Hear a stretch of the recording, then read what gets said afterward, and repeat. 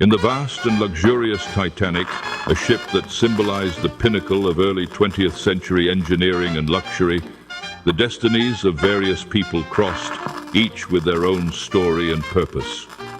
Among them, Jack Dawson, a young, adventurous and poor artist, won a ticket to the Titanic in a poker game.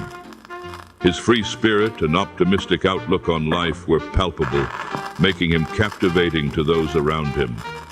During the voyage, he met and fell in love with Rose DeWitt Bukater, a beautiful and wealthy young woman dissatisfied with her controlled life, oppressed by her mother and fiancé. Rose DeWitt Bukater, though surrounded by wealth and opulence, felt trapped in a world of rigid social conventions. Engaged to Caledon Cal Hockley, a rich and arrogant man who saw her more as property than a partner, Rose yearned for freedom and authenticity. Cal was extremely possessive, openly and increasingly hostile towards Jack, whose free spirit and connection with Rose stirred his insecurity and anger. Amid this tension, Molly Brown stood out as a maternal and welcoming figure.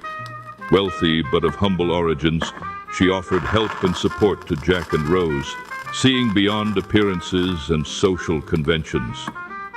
Molly represented a force of kindness and empathy, contrasting with the cold ambition of Ruth DeWitt Bukater, Rose's mother. Ruth was obsessed with maintaining the family's social status through Rose's marriage to Cal, viewing her future son-in-law as a guarantee of security and prestige. Thomas Andrews, the designer of the Titanic, was a kind and honest man, devoted to the safety and well-being of the passengers. During the fateful night when the Titanic collided with the iceberg, Andrews worked tirelessly to help as many people as possible, his genuine concern for the passengers being a beacon of humanity amidst the disaster.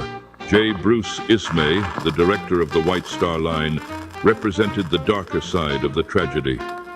Seen as a coward by many, he boarded one of the first lifeboats, abandoning the ship that symbolized his success.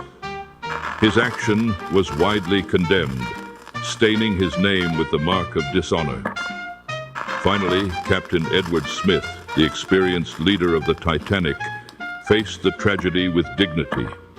On his last voyage before retirement, he tried his best to save the passengers, fighting the devastation of the sinking with courage and resignation.